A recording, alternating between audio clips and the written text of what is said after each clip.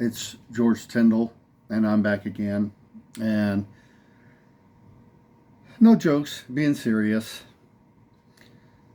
I'm here to talk about a few more things and clarify some stuff so people will be able to understand where I'm coming from.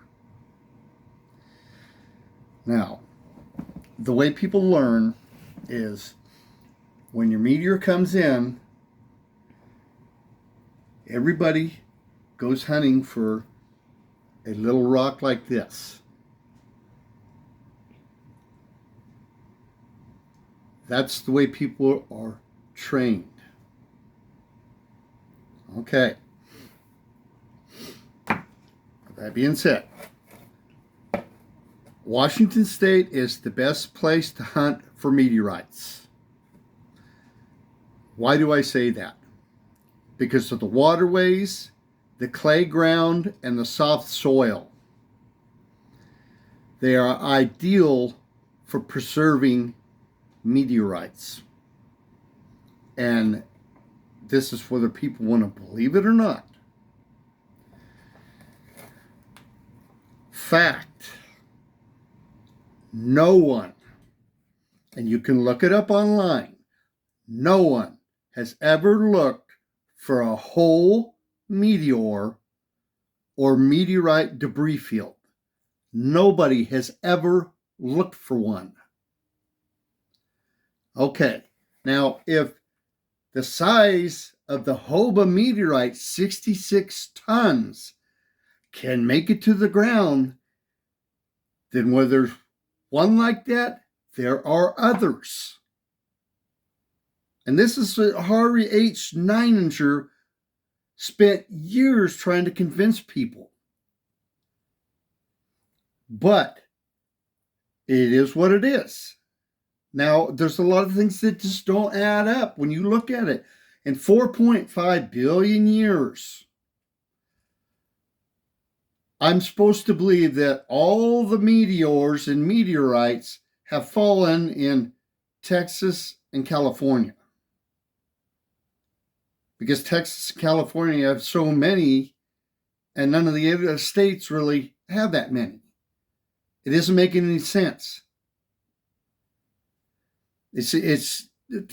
For me, it's stupid to believe that with as big as the world is, everything just lands in California. That makes no sense. Okay, there aren't that many in the other states because people refuse to hunt in other states. They want to go where it's easy. Well, it is easy in these other states if you know what you're looking for.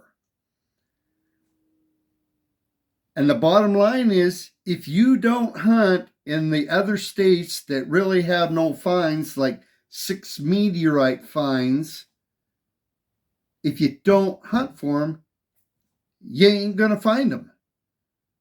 And this is just fact. You will not find if you don't hunt. Now, where does everybody go when they find meteorites? Everybody goes to the Sahara Desert. Everybody goes to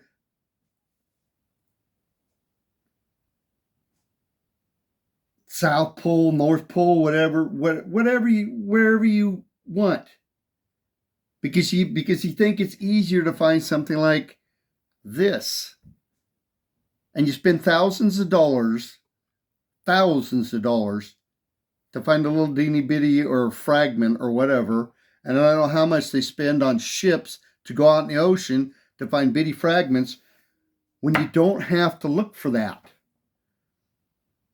Now, why people are having a hard time understanding is because they don't think when big comes in, that big can land on the ground.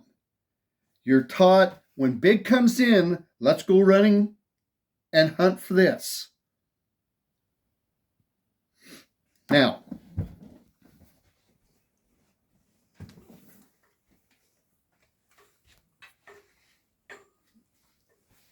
what I have here, I'm going to explain. And I'm going to go slow, and I'm going to try and explain it a little bit better than what I have been. Okay. This right here is in fact a rock that came from space. And this is like your mesositerites or mesositerites or whatever they want to call them. Now, this is all smooth. Okay? This right here, this is a non-magnetic rock. And this stuff right here isn't rust. It's what's left of what was fusion crust on it.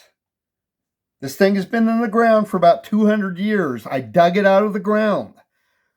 All these little shapes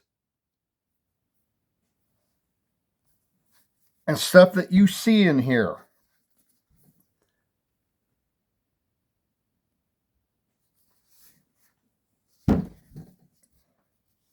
But it is what it is, you know. People just don't want it. Like I said, this brown here is what is left of the fusion crust.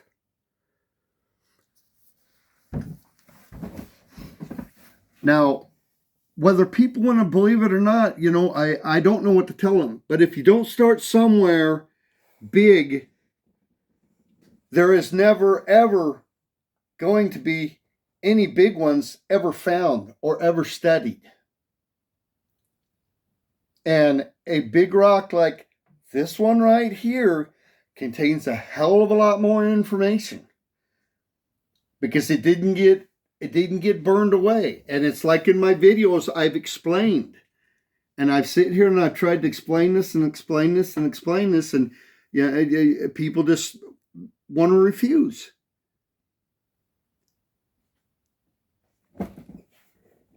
And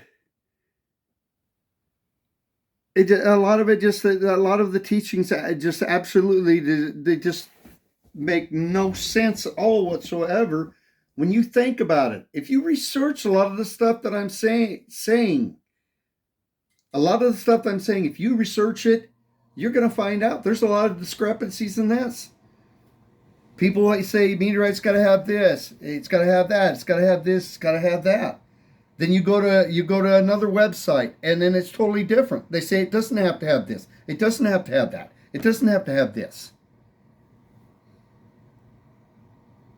And then everybody wonders why, after all these years, this is the best we've done in outer space.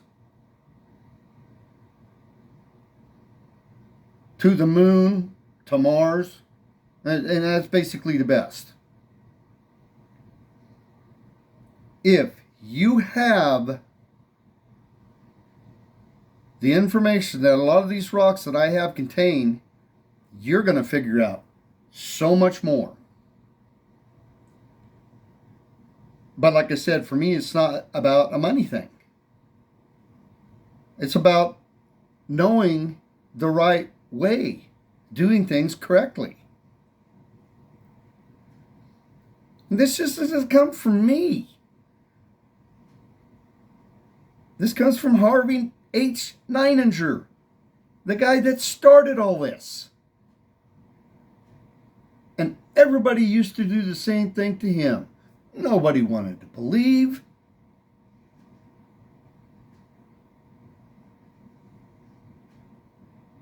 But when there's money in it to be made and everything, money seems to be more important than knowing the truth about the universe.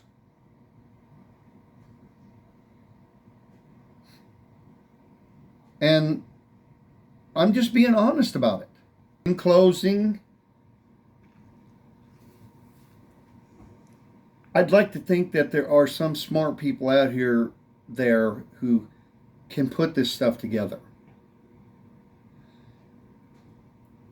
You know, if you don't ever take a chance in life, you don't ever discover anything. It's just like when people go and they search for something that's impossible. They go and they search for a lost city. People have been doing it for years and years and years, but the ones that don't give up are the ones that make the findings.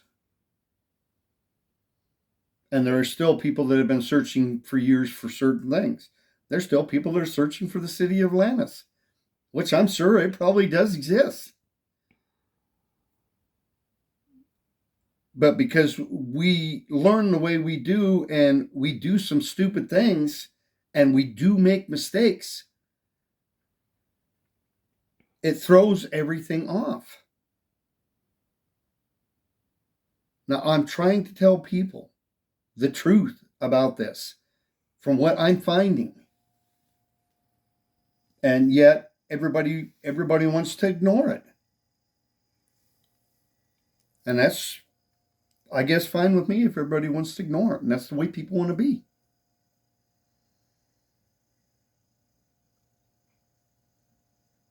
But I'm telling you, if you just take a person for the word and what they say and you do not go investigate and make sure what they're saying is true, you don't know. So in return, you're going out and teaching people with what you learned, and you may not even know that it's correct that you're teaching people. You may not even be teaching people the correct way. This is why I have a hard time believing people. And I just don't, hey, this person said it, so it makes it true. Just because someone says something doesn't make it true. People lie all the time. You see it on TV. You see it everywhere we go.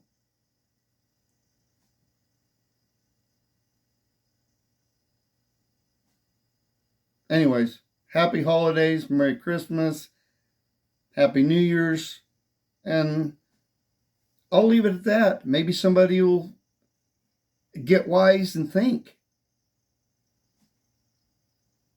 But it is what it is, and it is extremely hard to do things alone.